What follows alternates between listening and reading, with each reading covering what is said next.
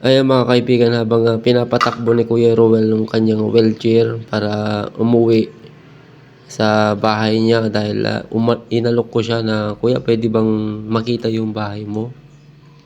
At pumayag naman siya, dali-dali siyang pumayag. Ayan, sabi niya, "Sundan niyo lang ako."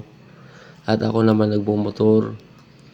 At pumasa sa ating test, mga kaibigan, si Kuya Rowel. Kaya deserve niya ito, maabutan ng tulong. Kaya nagsadya kami na tignan, puntahan yung bahay niya para maihatid yung konting tulong, mga kaibigan. At habang binabaybay namin to, nakikipagkwentuhan siya. Pinas forward ko lang to, gawa ng mahaba-haba yung tinatakbo namin. Ayan.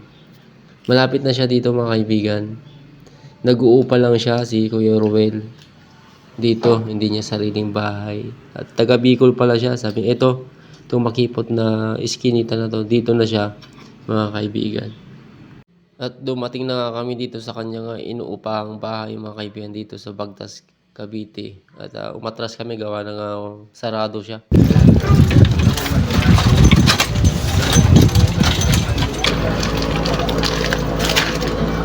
Kuya Ruel, no? So mga kaibigan, nandito tayo sa bahay ni Kuya Ruel. Sinama natin papunta dun sa bahay niya, pero nakalap. Yung kasama niya kasi nakalabas, wala siyang susi. So far, dito natin na ibibigay ng konting tulong mula sa ating nagbigay ng tiwala. Ayan, Mr. Virus of IRB Blue SG, mga kaibigan. So far, si Kuya Ruel, nakita nyo naman at nakakadurog yung puso ng test natin, no? Kakaiba. Siguro yung mga baser akong nasasabihin, tines mo pa, yung mo nalang binigay. So mga kaibigan, meron lang kasi akong challenge.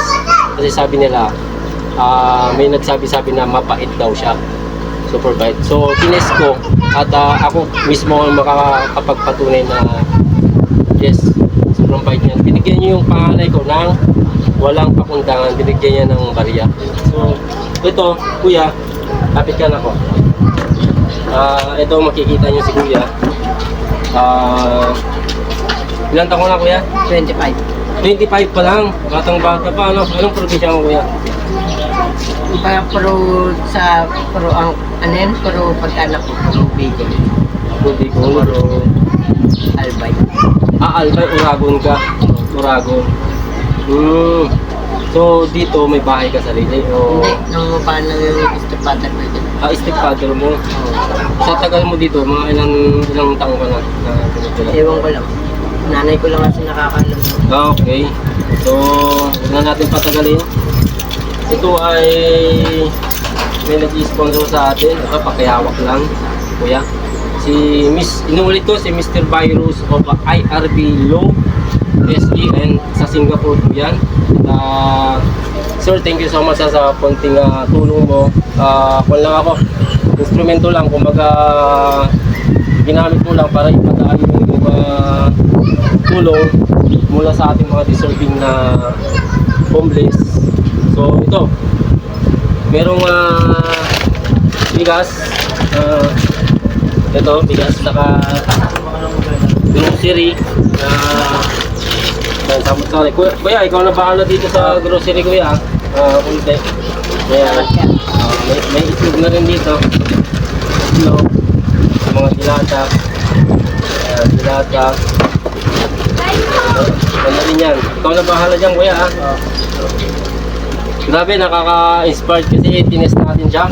At hindi natin expect na bibigyan siya yung anak ko ng pera.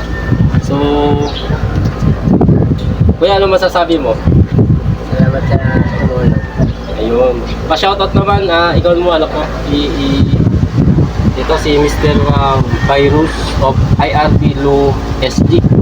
Ayun, Salamat sa palpuan sa... Kumbaga kami lang yung tulay para ipaabot yung mga ganyang senaryo, mga tulong. Sana sa mga nagtitiwala, ito maliit pa lang, hindi pa naman tayo sumasahod totally sa Facebook, pero yung tiwala nila nandyan. Kaya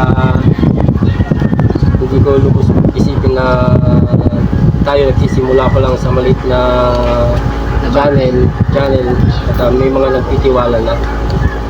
Kuya, pagdamutan muna yung aming konting naibigay sa iyo.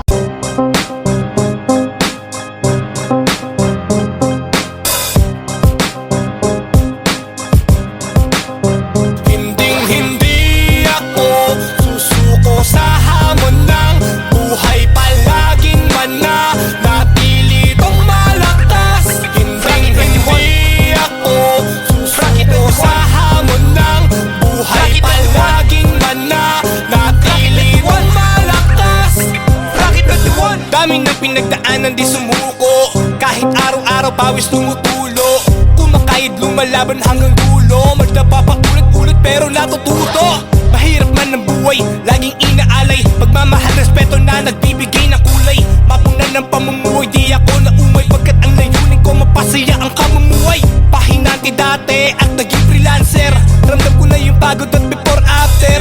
Naging barbero din ako dito sa aming bayan, kabataan na nagugupitan ko, lupit formahan, puno ng racket. Natural ko na diskarte, kontraktor minsan sa angkas bumibiyahe, para sa pamilya ay mananatiling malakas. Narito si Frankie 21 na yung malakas. Hindi ako susuko sa hamon ng buhay, palaging mananatili tong malakas. Hindi ako susuko sa hamon ng buhay, palaging mananatili tong malakas.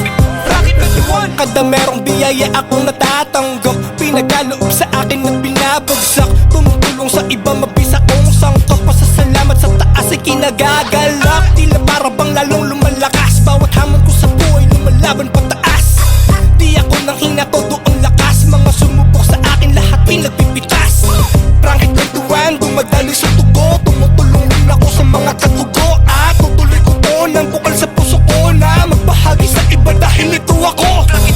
Puno ng racket, natural ko na diskarte, kontraktor minsan sa angkas bumibiyay, para sa pamilya ay mananatiling malakas. Narito si Frankie 21, laging malakas. Hindi ako susuko sa hamon ng buhay, palaging mananatili tong malakas. Hindi ako susuko sa hamon ng buhay, palaging mananatili tong malakas.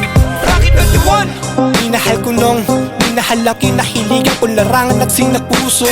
Mga itinanim dati balang araw ay tutubo, lahat yan na yaanihin pagkarating ko sa dulo. Natututo, isip puso, nagkaisa na layunin, hindi lang nakiuso.